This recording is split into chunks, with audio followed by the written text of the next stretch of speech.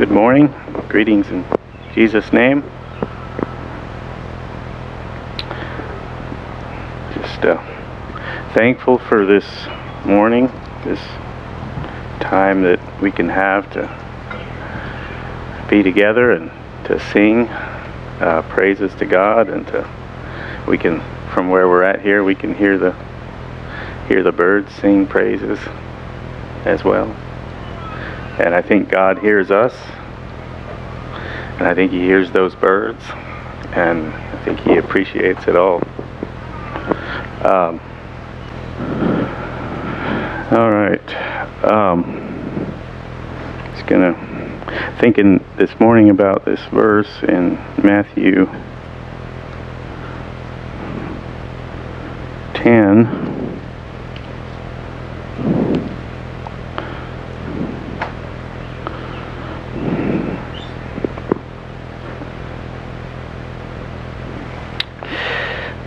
Verse 28, going to read verse 28 through 31 in Matthew 10. And do not fear those who kill the body but cannot kill the soul, but rather fear Him who is able to destroy both soul and body in hell. Are not 2 sparrows sold for a copper coin, and not one of them falls to the ground apart from your Father's will?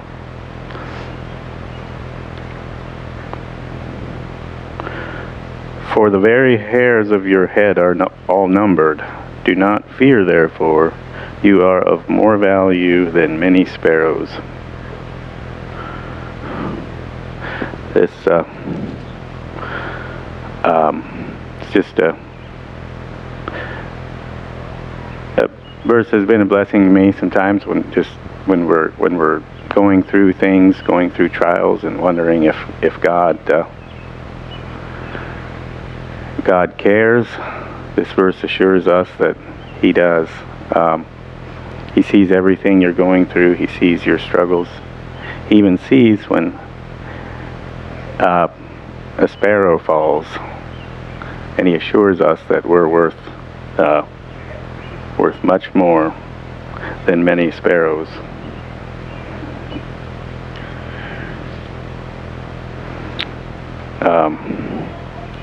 I'm going to read a verse in James chapter 1.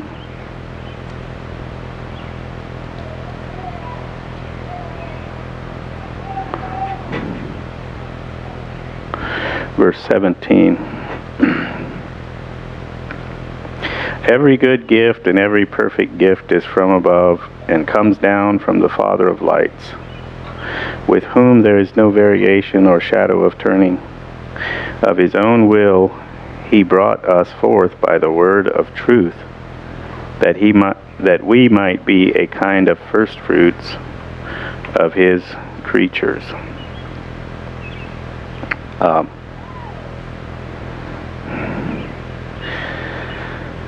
Thinking about us being first fruits of His creatures, we could be a kind of first fruits.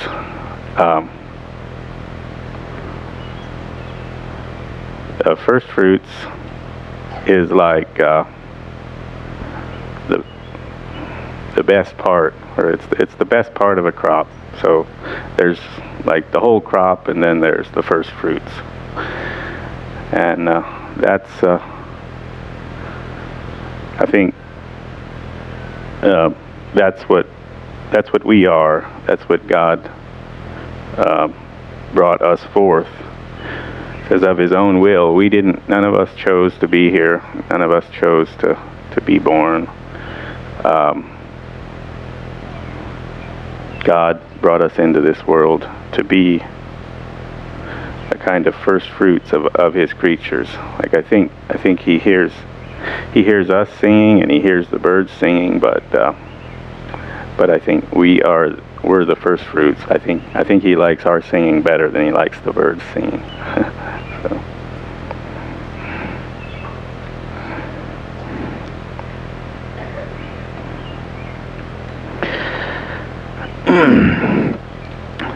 Also think about gifts. Every good gift and every perfect gift is from above.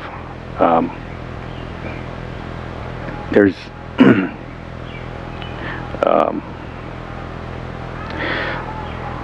life is a gift, and so if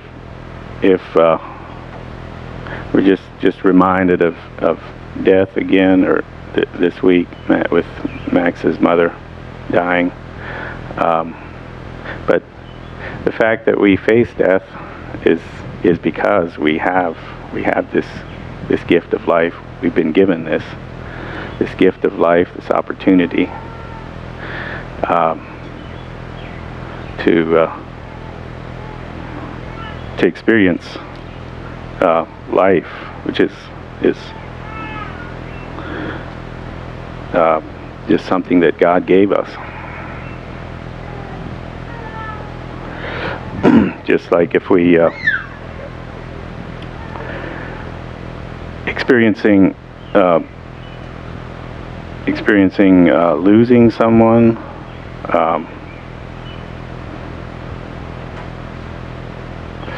that's you could almost say that's a privilege, because it means you had the privilege of having that person that you loved. If you were all alone and you didn't have anyone that you loved, you couldn't lose anyone you loved.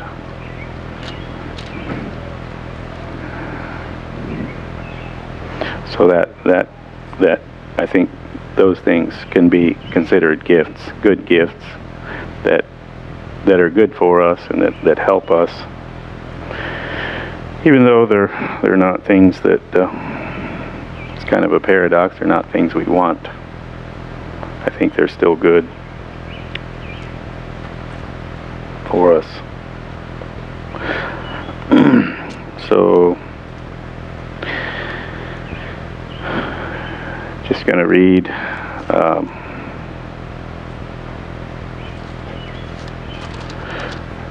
Psalms chapter 23.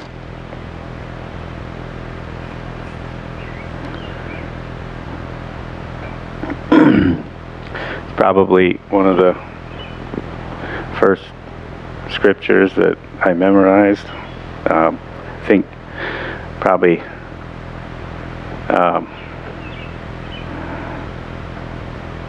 most of you know this or can recite it by heart, I would expect, or just because it's pretty common. I'm not trying to say you should. I'm just saying that's how common this psalm is. Sometimes scriptures that are very common, that we hear a lot, that are posted everywhere, we've heard them over and over, they just become we don't think about them a lot. They're just there. So I just wanted to read this psalm and just think about it a little bit. Psalm 23. The Lord is my shepherd, I shall not want. He makes me to lie down in green pastures. He leads me beside the still waters. He restores my soul.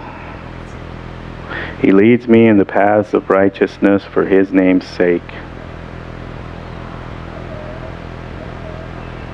For His name's sake. So, the Lord is my shepherd. Just ask yourself, is the Lord your shepherd?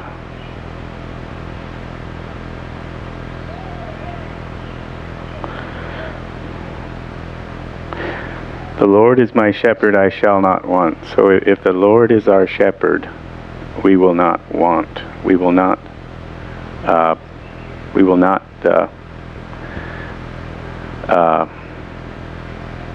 be in need, I think is what that would be saying. Will not be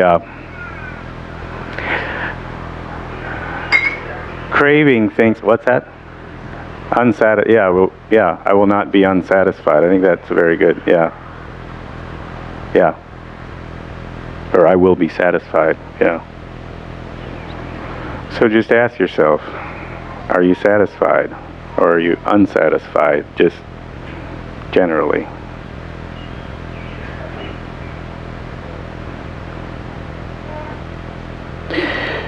He makes me to lie down in green pastures.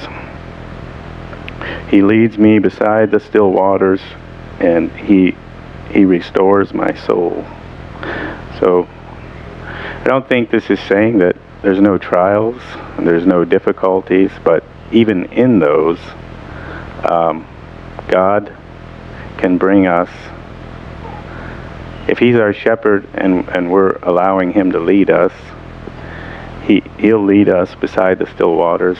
He'll refresh. He'll restore our soul. He makes us to lie down in green pastures.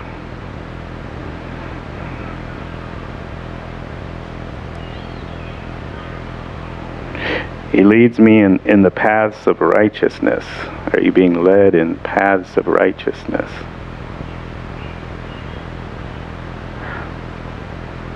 And He does this for His name's sake. Because you're bearing His name. He does this for His name's sake.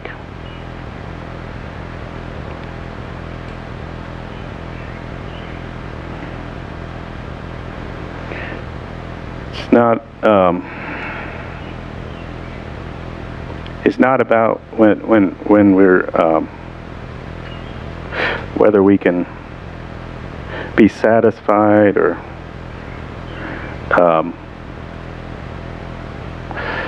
have peace within when things are all going good, when nothing is bad.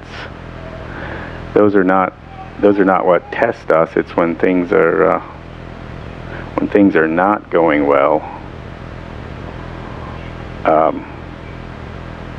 That's what really tests us. Kind of in the same vein as when Jesus said, if we love those who love us, what benefit is that to us even? Forget exactly, but basically anybody does that. That's not extraordinary or exceptional.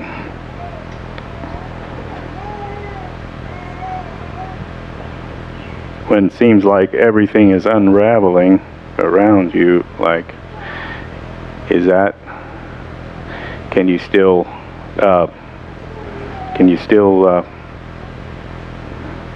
just peacefully follow the shepherd? Or you start getting worried that the shepherd isn't leading the right way, and start taking control yourself and trying to make things happen that you think ought to happen. Yea, though I walk through the valley of the shadow of death, I will fear no evil, for you are with me. Your rod and your staff, they comfort me. I think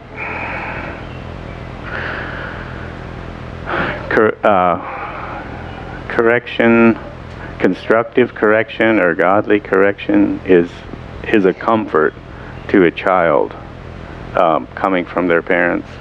In the same way, to a child of God, correction is comforting to us. It's comforting to us to know that God is there, caring about us and correcting us.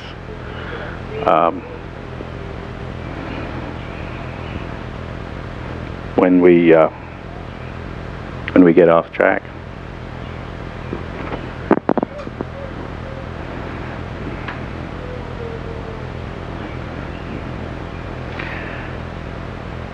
You prepare a table before me in the presence of mine enemies.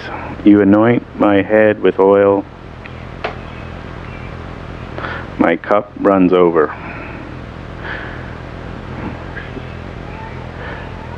Surely goodness and mercy shall follow me all the days of my life, and I will dwell in the house of the Lord forever.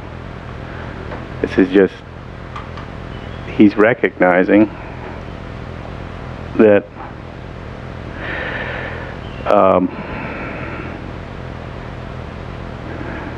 with God as his shepherd, and with God as our shepherd, goodness and mercy will follow us all the days of our life. And his anointing his head with oil, his cup running over. He's God gives us abundantly, and I think he does it because he loves us, and he does it for his name's sake. Those are thoughts I had to share, so feel free to add anything or correct or share any other encouragements or thoughts you have. Thank you, Brother Norman. I guess first thing is I'll just confess this week there was a few situations that I didn't respond the way you just described, Brother, well at all. Second thing is the beginning of that I think implies, I guess, what I was saying about not being content, but literally taking a closer look at it literally means like I will not be lacking anything. So I just wanted to correct that. So thank you, Brother Norman. I appreciate how you said one of those psalms or verses that we hear a zillion times over and we just take it for granted without meditating in the meat of it, not just the milk, but the meat of it. And also about the sparrow falling to the ground. God takes care of it. In the world, television is their shepherd, and they are sheep, and they need all the insurance they can get because they don't trust in God. And I'm not trying to be pharisaical, but we need to trust in the Lord for all things. And if in fact David did write this psalm, if in fact he did, he was a shepherd boy, we know. Even though I walk through the valley of the shadow of death, I fear no evil. What did he say to Goliath? I'll cut your head off and feed your head to the birds. And he ran at him, right? David. And then he prepares the table before my enemies. Who were his enemies? Saul, Absalom, the Philistines. And yet he was elevated by God above all of them. And it's a good example. I was thinking one time that if you could just take one book from the Old Testament, just one book that you could take, you couldn't take them all.